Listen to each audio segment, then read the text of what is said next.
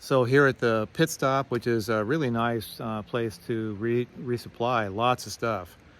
So today's Monday the 4th. Gonna go up to the Smokies. Yes, tomorrow is a massive storm. But, you know, what are my options? So the weather is not going to be great in the entire park until like a week from now. So next Monday. So one option would be to just stay here for 7 days. That doesn't sound like much fun. My second option, of course, was what I talked about last time, going up into New Found Gap. If I'm wet, I'll dive off. But if I go down to Gatlinburg, I'm staying there until Monday. I'm not coming back on Thursday and Friday, possibly Saturday, or no, on Friday and Saturday, possibly Sunday. There's going to be what I guess like a polar vortex where the high is 38, so it's going to snow a couple inches, and I don't really care to walk through the snow. If it were any other place but the Smokies, you know, most other places there's, you know, every few miles there's a road and there's a bed and breakfast at the end. They'll come and get, you know, it's so much easier to dive off. The Smokies, there's really no good exit except New Found Gap. So I've got enough food to go all the way to the north border of the park. For me, that's going to be 4 days. So a 17 mile today, then a 19 tomorrow, then a 20, and 16 will take me out of the park into a place called Standing Bear, which is not great either. It's kind of a halfway hostel, a little bit of resupply. From what I've seen, it's not the best place, but you know, it's civilization where you can get warm. So if I'm not wet, if I'm doing okay at New Found Gap, I'll just get it done. It's supposed to rain off and on, probably all week long, but tomorrow will definitely be wet from, they say, 1 p.m. to 3. Yeah, as I say, if it were anywhere but in the Smokies. And luckily, it's warm until about Thursday. So the low is like 45 and the high is like 60. So it's okay to be wet and warm. It's okay to be cold and dry, but not cold and wet. That's if it were going to be cold and snowy, I wouldn't do it. I would just stay. I'd probably go into Knoxville and find a cheap place to stay and go visit Knoxville and see what they got. But you know, I just want to get this section done. It's like, you know, it's never gonna, I don't see the weather here ever being great until June. I'm gonna wait till June. I just mail my boxes to Hot Springs, so I can be in Hot Springs in 6 days.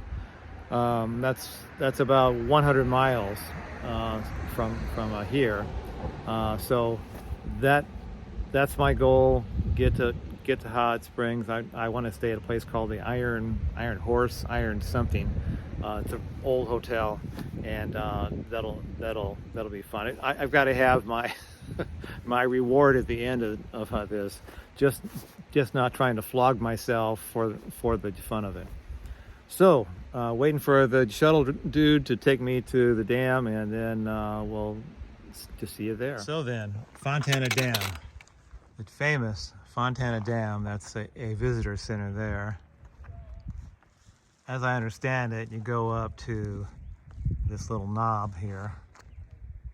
Very impressive. Long way down. And this stuff never really shows up on video well. But boy, it's very, very tall. The weather may be bad tomorrow, but today it's just beautiful. Vertigo. Yes, sir, they're going to electrify this whole valley. It's going to be a veritable new age of reason. Out with the old and in with the new. What movie does that come from?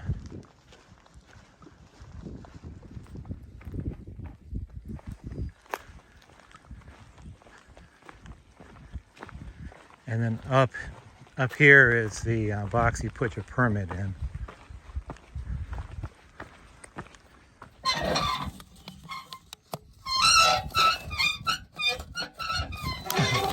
It's so full it won't even hold it.